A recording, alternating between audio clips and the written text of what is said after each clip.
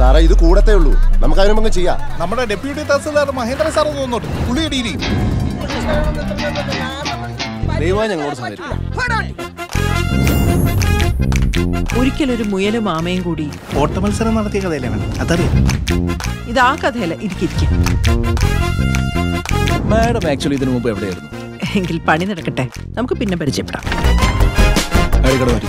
ഇത് സർക്കാർ ഓഫീസാണോ സർക്കസ് കമ്പനിയാണോ? ഇത് പോയി പച്ച മലയാളത്തിൽ ഒന്നുകൂടെ ഒന്ന് എഴുതിട്ടോ. ഈ കാഷ്വൽ ലീവിന് മലയാളത്തിൽ എന്താ സാർ എഴുതാം? ആകസ്മിക അവധി.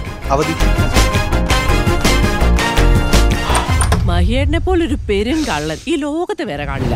എല്ലാ മലയാളികളുടെ ഉള്ളില് കുറച്ചാ കള്ളത്തരമുണ്ട്. മഹേന്ദ്ര, ഈ ടോയ്ലറ്റിന്റെ ഫ്ലഷ് വർക്ക് ചെയ്യുന്നില്ല, അത് ശരിയാക്കാനുള്ള അപേക്ഷ കൊടുക്കണം.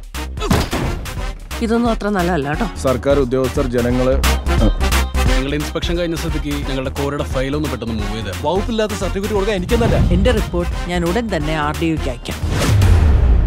ഇത് വെറും കഴപ്പ് അല്ലാടെന്ത്? റെയ്ഡാണ്. 6 മാസം സസ്പെൻഷൻ.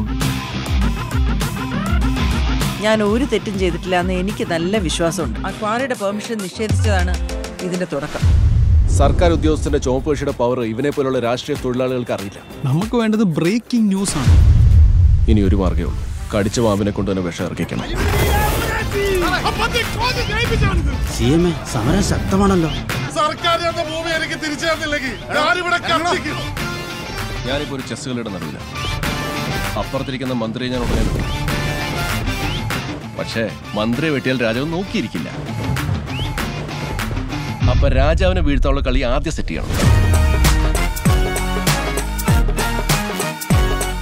വടിവെട്ടാൻ പോയിട്ടല്ലേ ഉള്ളൂ വാലു, അടി തുടങ്ങിയിട്ടില്ലല്ലോ.